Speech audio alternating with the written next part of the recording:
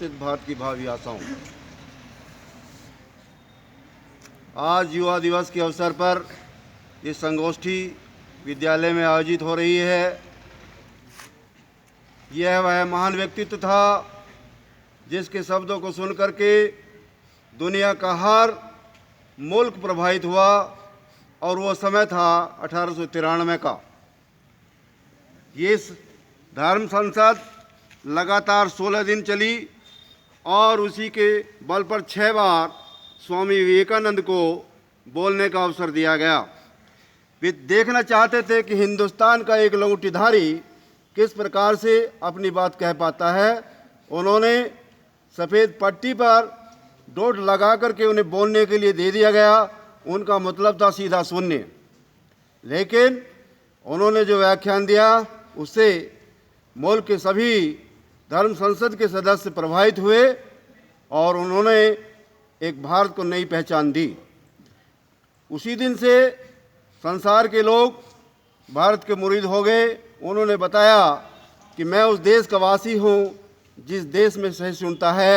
मैं उस देश का वासी हूँ जो अपने देश से निकाल दिए जाते हैं, उन लोगों की शरण स्थली हूँ। मैं स्वामी विवेकानंद के बारे में बताना चाहता हूँ कि जब भारत से वो निकले थे तो सरकार की तरफ से उन्हें कोई सुविधा नहीं दी गई थी, लेकिन किसी प्रकार से जलयान के माध्यम से वहाँ पहुँचते हैं। पहुँचने पर वहाँ पर की जलवायु बिल्कुल भिन्न है, उन्हें ठंड भी लगती है, लेकिन किसी तरीके से वो वहाँ पर अपना जीवन जो है व्यतीत करते हैं। मौका मिलता है और धर्म संसद में पहुँचते हैं, अपनी बात कह करके संसार के लोगों को अचंभित कर देते हैं कि एक हिंदुस्तानी जिसकी एक पहचान नहीं थी किस तरीके से अपनी बात की अभिव्यक्ति कहता है। जब उन्होंने कहा था अमेरिकन बहनों और भाइयों, इस बात को कहते ही उस संसद के अंदर 2 मिनट तक तालियों की बराबर जो है बारिश होती रही और निश्चित रूप से एक महान अभिनंदन उनका इन तालियों के द्वारा हुआ और ये बता दिया गया कि निश्चित रूप से ये महान विभूति है। उन्होंने कहा था कि उत्तिष्ठा जागृता प्राप्य वरान बोधते, उठो और जागो और तब तक कार्य करते रहो जब तक लक्ष्य हासिल न हो जाए। उस महान देश के वासी हो आप, निश्चित रूप से आपको उनके आदर्शों से प्रेरणा लेनी चाहिए।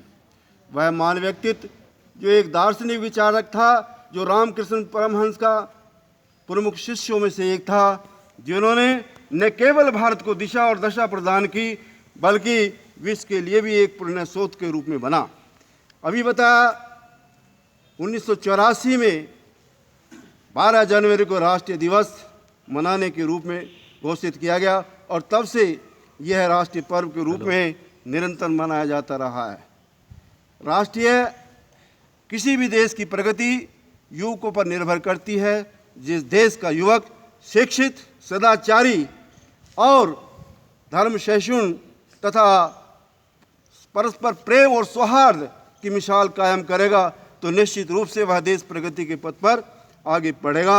हम आप लोगों से कहना चाहते हैं कि आज के इस राष्ट्रीय युवा दिवस के अवसर पर आप सभी स्वामी विवेकानंद के आदर्शों पर चल करके उनके सपनों के भारत को बनाने में अपना योगदान दें। जय हिंद, जय भारत, जय शिक्षा।